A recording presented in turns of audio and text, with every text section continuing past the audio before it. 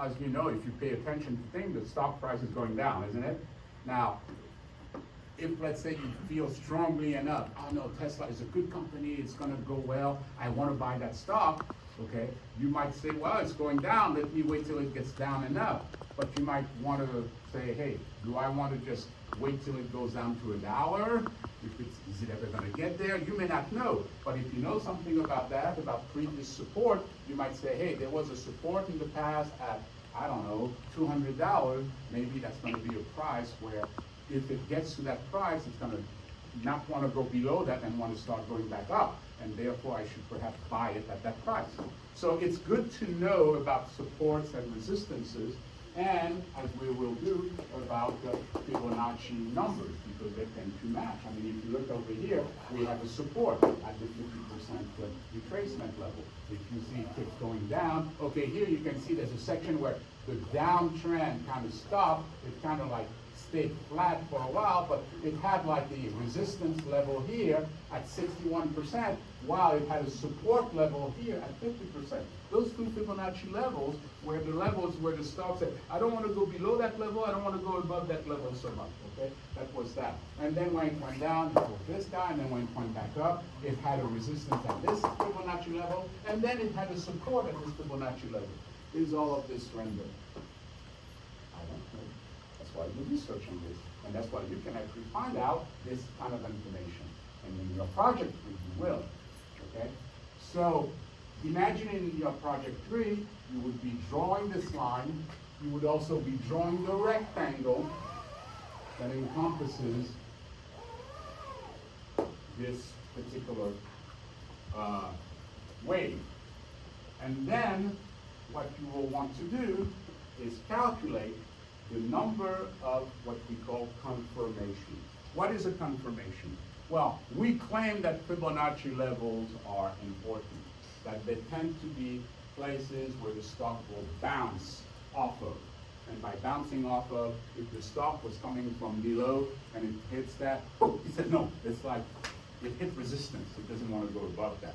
People who are buying the stock, they were buying, but when they get to that level, they say, I don't want to buy anymore. As a matter of fact, it started going down. People are now selling. Maybe they feel, hey, I've done enough profit out of this stock, or I know about Fibonacci levels, we're getting really close to one, something. If I see any sign of selling, I'm going to sell because that's probably what they're doing. And then as the stock goes down, now unfortunately we don't see what's going on here, but we hit a support level. After this, then the stock turn around and go up. Okay, maybe you would have thought of doing that because, hey, we are sitting at a support level, okay? And because of that, we might want to consider buying the stock again. So to try to see now why we would want to look at the confirmations, and by the way, what we will do in Project 3 is not look at the confirmation in the future, okay? Because right now you say, okay, I have my wave, and after the wave, we did bounce off this retracement level. No, what we want to do, we want to look at the wave, and we want to look previous to it. So within the wave, what are the supports, well, the confirmations, either on support or resistance, but just the confirmation. For instance, what would be a confirmation? Okay. The confirmation is just the following. If this is a Fibonacci level, okay, and let's say this is a stock. Maybe something like this. A confirmation is when one of the candlestick prices, and by the way, how many prices are associated with a candlestick? Four. Open, high, low, close, volume. Where we want to know when any of those, either the open, the close, the high,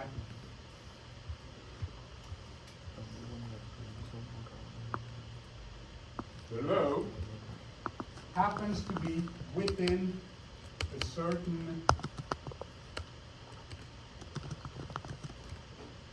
range off of the Fibonacci. And that range for us is 1%. Why? Because if, let's say I have a $1 stock, the least we can do, our highest level of, I don't say precision, is 1 penny, 1% of that, okay? So for instance, this candlestick, this over here would not be considered a confirmation because it's not hitting the Fibonacci level within 1%, okay? This one is too high up. This one might be, is within that, so you would say, hey, here's a confirmation. Here, the low hit it, here's a confirmation. And it could work also with, let's say, something like this. Here's a candlestick, and look at that. The opening price is right on the Fibonacci level. So you would consider that for confirmation. And similarly, if I had something like this, a candlestick like that. Hey, look at that. Let's say, this is the close. It's right on the Fibonacci. So this would be confirmation. So essentially, what we will want to do, you've got project number 2 pretty much done. And what you want to do now is say, hey, within that particular wave, I want to look at every candlestick, and I want to count how many of the candlesticks are basically hitting that Fibonacci level. Okay, or any of the Fibonacci level. Okay? For instance, you see this Fibonacci level? Look at how this particular candlestick opened right on it. Okay, this candlestick, its high is right at it. This candlestick, open on it. This one closed right on the level. This one open on that level.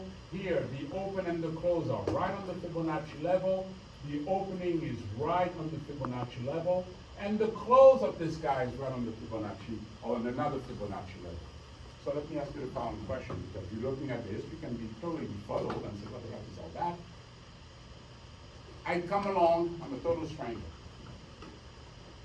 I pull out a coin, and I'm going to say, I'm going to ask you a question. I'm going to say, I'm going to flip that coin a whole bunch of times.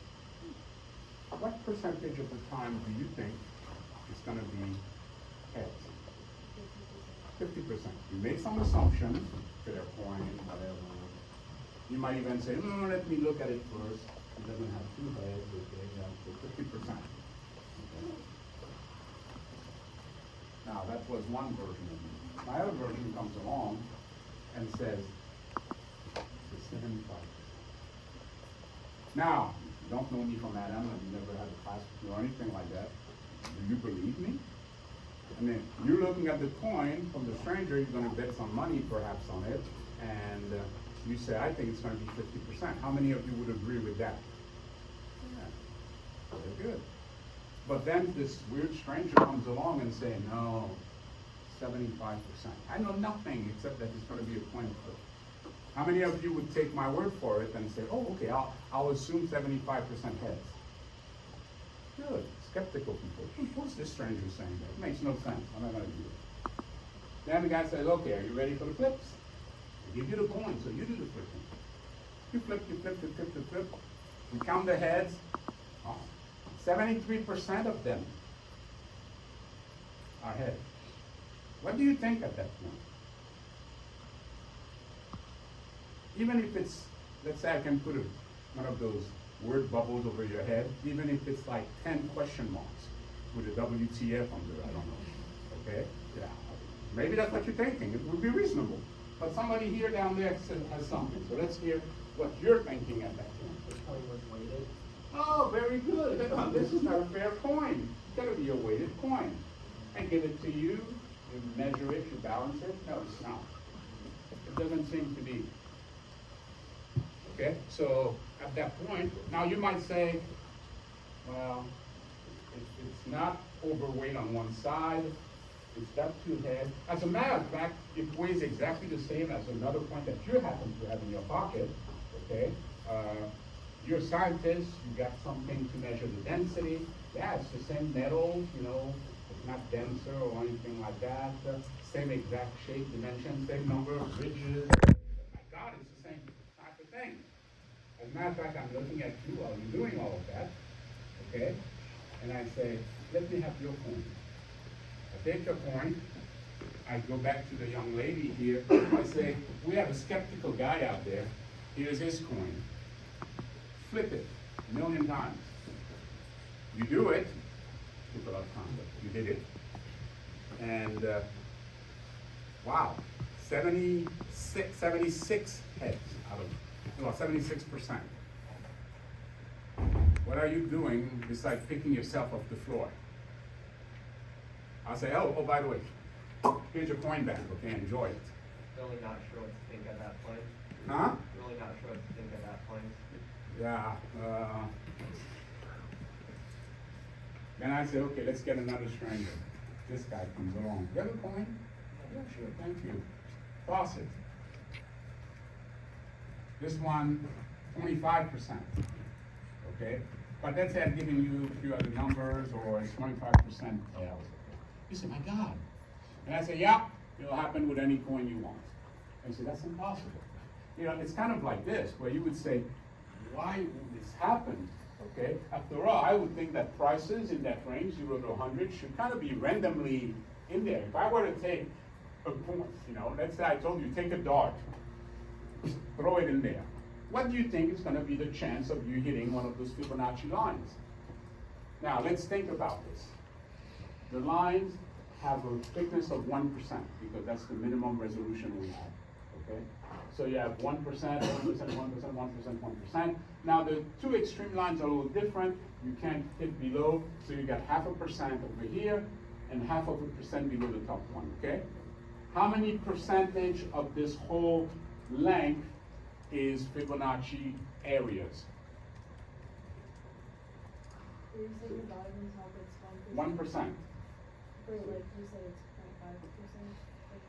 Well, if you want 0.5, 0.5, but it's a 1% round.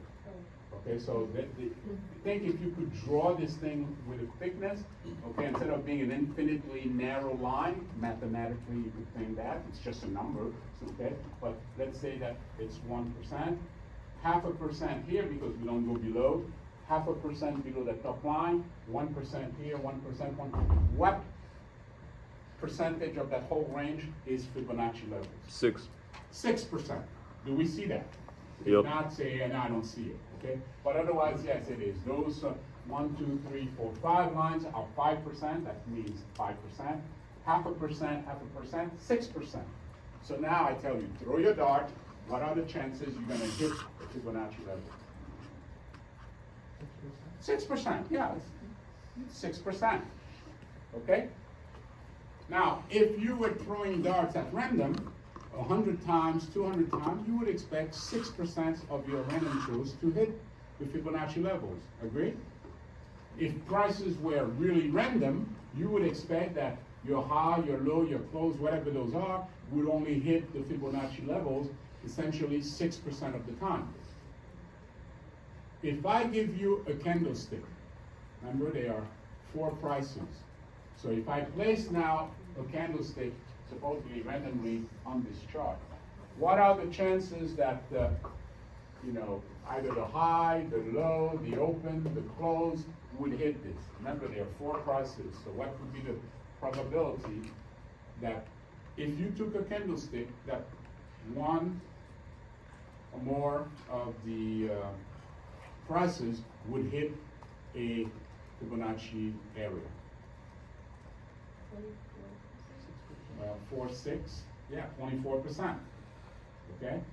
But a single price should be 6%, 4 prices would be, 24%, or is it really 24%? A little different, but okay. And so you could, for yourself, just take a bunch of prices. For instance, here we have 1, 2, 3, 4, 5, 6, 7, 8, 9, 10, 11, 12, 13, 14, 15, 16, 17, 18, 19, 20, 21, 22, 23, 24, 25, 26, 27, 28, 29, 30. 1, 2, 3, 4, 5, 6, 7, 8, 9, 10, 11, 12. Okay, so 42 candlesticks. How many total prices are those? 168. 4 prices times 42 candlesticks. Okay, so you have 168 prices.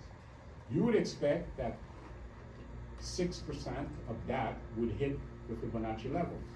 What is 6% of 168?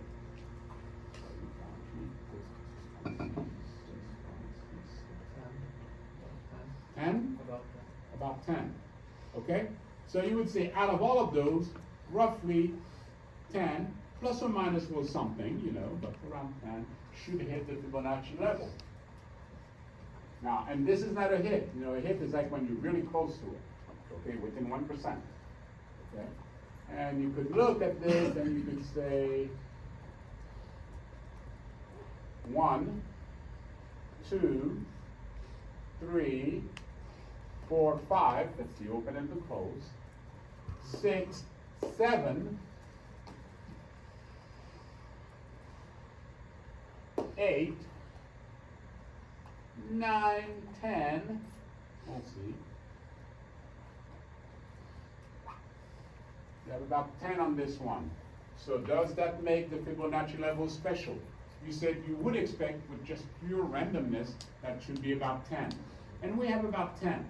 So at this point it's like, oh, looks kind of okay. What if we had found that instead of 10, 15 prices hit the Fibonacci level? Would that look odd to you? Huh? No.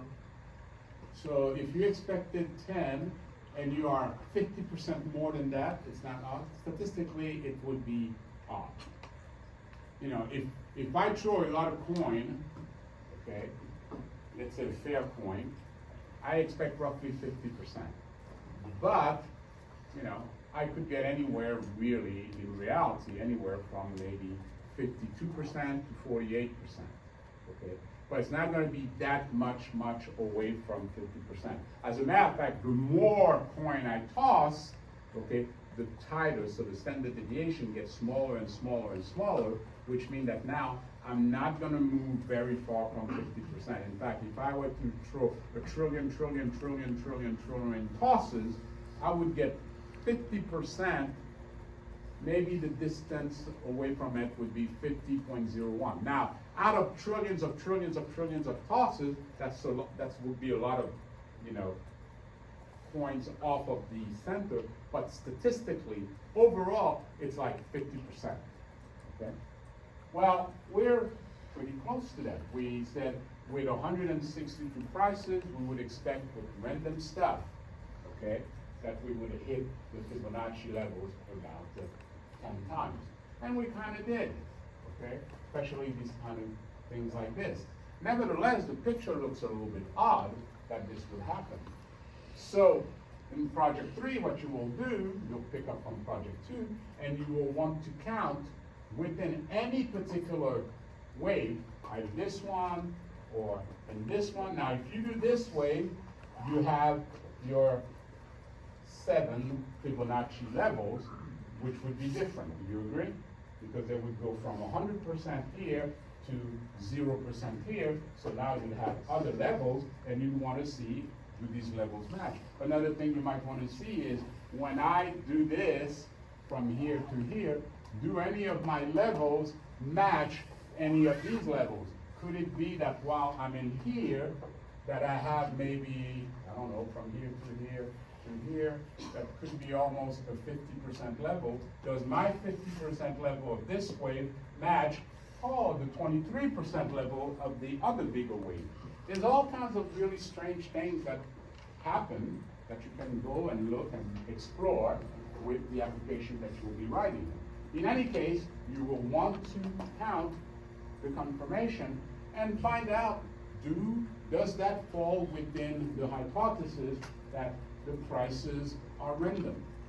If they are random, you would say, yeah, indeed, if I have an area which is 6% of the whole range, I expect to hit that 6% of the time, if it's just plain random. But if that area, which is 6% of the area, is hit 15%, 20% of the time, you might say, there is something special about that area. Maybe it's an attractor or whatever you want to call it. Why is it that I am getting so many hits on that area when randomly I should only be getting roughly 6% of my prices hitting them? Okay? Now, so that's what your Fibonacci levels are. Okay? They represent an area or a set of prices where the stock has a tendency to turn around. Okay? So for instance, as the stock went down, it started going up again, and you ask yourself, how far up is it going to keep going? And you might want to use some other pieces of information, because as you're getting close to that, you say, you know what? There's a chance that it might start turning around as we hit this level here, but what else could there be out there that might confirm that, okay? Now, one of the things to know and realize is that support and resistance that we spoke about, another rule that they have, and it's very explainable, is that when a support is broken, okay, so for instance, I don't know, you see this guy here? This is a support. The price doesn't seem to really want to go below. And now you might say, well, what about these guys? Well, these were during the day. We're talking about the rest of the candle, how at the open or the close. But then here it broke and boom, decisively. Okay. Well, after that, the support that was broken tends to later become a resistance, and vice versa. A resistance, when it's broken, tends to become a support. We don't really have a good example of that here, but for instance, you could have said to yourself, you know, over here we had a support. So the 50% line seems to have been a support. But then we broke it. So what is the 50% line likely to become now? It was a support, so now what does it tend to Resistance. become? A resistance. Which means that here's the 50%. As this thing goes up, it never did get back to it, but as it would get up close to here, okay, you might say, you know, this is a Fibonacci level, there's a chance it's going to turn around, and on top of that, that level used to be a support. That's an extra piece of information that you can add to say that could become a turnaround point. Yes? Would it be correct to say that like stock price is determined by like stock trader activity? Like the more people buy and sell, the price will go up and down. Yeah, and so you say, would it not be due to these people buying and selling? Yeah, so I'm saying, is that like, is that a reason for? Yes, it is. Okay, I want to preface it because could it be argued that these prices are being induced by like trying to follow this pattern? Because whenever people like, oh, it's gonna hit the Fibonacci, they're gonna sell. Like, You should speak more often, my friend. So that's a very, very good insight. And indeed, it is that. Now, I wouldn't know that you were thinking like that if you never said anything. Okay? And you want me to know stuff about you. How many of you need letters of reference at some point later when you're about to go work? How many of you need letters of reference? Yeah, okay. I don't write letters of reference for people that I never hear or that I don't know. So if later on you want one, well, you gotta do well in the class, but also you have to speak enough that I say, yeah, very inquisitive. And I know the kind of thing that you put down in a letter of reference to make people say, oh yeah, good. Okay, good question. Isn't it possible that this would happen, let's say because people trade based on Fibonacci levels and say, oh, it's a Fibonacci level, let's sell. Well, yeah. There's a lot of that going on. Here's the thing. So, before we add on that, now that you have a bit of an idea, let us say, I don't need to draw anything. Let's say for a moment that this price level, we don't know the rest of it. Let's say this here had gone way down, and therefore there was a wave all the way from down here, all the way to up here, and that the 50% of that wave was that. Okay? And let's say that that 50% also had been a resistance. So you would say, hey, in the future, that 50% level, that was a resistance over here, is going to possibly be a support later. On top of it, based on the wave that started at the bottom here, went all the way up, that also happens to be a 50% Fibonacci level. I think I should buy when it reaches that. A bunch of people with their little computers and their algorithm make the same decision. Now, you know that you can place what are called limit orders. Do we know what a limit order is? Okay. A limit order is when you go to your broker, or if you have a brokerage account, you can just type it in yourself. You can say, let's say this happened to be, I don't know, IBM. I want to buy 10 shares of IBM when the price hits $50. IBM could be right now at $70. You do your analysis and you say, oh, it's gonna go down likely, and when it gets to $50, I think it's gonna turn around, so $50 is a good price to buy it at. Now notice, this is an order that goes in the computer, and it just sits there, okay? 6 months. After a while, they expire, but you can just renew it, a year. You're not the only one doing this kind of analysis. Let's say that a whole bunch of people with their software, they happen to have been bought from the same company, they generate the same kind of thing, say this would be a good place. Can you imagine the number of orders sitting around that price? There could be tens of thousands of orders waiting to buy IBM shares at that price, even though you might be nowhere near it. Then things go on. Notice, let's say these happen to be daily bars, let's say.